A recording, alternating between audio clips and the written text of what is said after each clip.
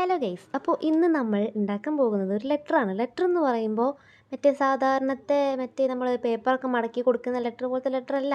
കുറച്ച് വെറൈറ്റി ആയിട്ട് കൊടുക്കാം. വെറൈറ്റി എന്നൊക്കെ കേൾക്കുമ്പോൾ നിങ്ങൾ വലിയൊരു സംഭവം ഒന്നും എക്സ്പെക്ട് ചെയ്യരുത്. ഇത് അത്ര വെറൈറ്റി ഒന്നുമല്ല. അപ്പോൾ ആദ്യം കാണിച്ച സംഭവമൊക്കെ മനസ്സിലായിണ്ടാവും എന്ന് വിചാരിക്കുന്നു. അപ്പോൾ നമ്മൾ ആദ്യം റെഡിയാക്കി വെച്ച കാർഡ്ബോർഡ് എടുക്കുക. അതിൻ്റെ സൈഡ് ഇങ്ങനെ കാണാതെക്കാൻ വേണ്ടിയിട്ട് ഞാൻ മാസ്കിംഗ് ടേപ്പ് വെച്ചിട്ട് ഫുള്ളായിട്ട് കവർ ചെയ്തെടുക്കുന്നുണ്ട്.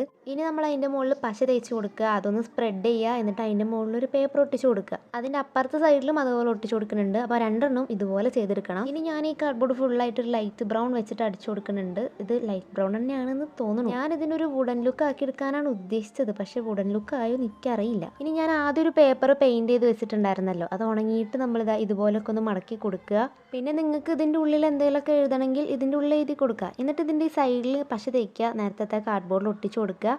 അപ്പുറത്തെ സൈഡിലും പശ തേക്കുക, വേറൊരു കാർഡ്ബോർഡും കൂടി ഒട്ടിച്ച് കൊടുക്കുക കേട്ടോ. ഇനി ഇത് തുറക്കുമ്പോൾ അതാ ഇങ്ങനെ നമ്മുടെ ലെറ്റർ വായിക്കാം. എനിക്ക് ഈ സാധനം എന്തായാലും നന്നായിട്ട് ഇഷ്ടപ്പെട്ടു കേട്ടോ, കാരണം നല്ല രസമുണ്ടായിരുന്നു അത് കാണാൻ. ഇനി ഇത് കെട്ടി കൊടുക്കാൻ ഞാനൊരു റിബണൊക്കെ എടുത്ത് ഒരു ബോ പോലെ കെട്ടാൻ ഉദ്ദേശിച്ചെങ്കിലും നടന്നില്ല.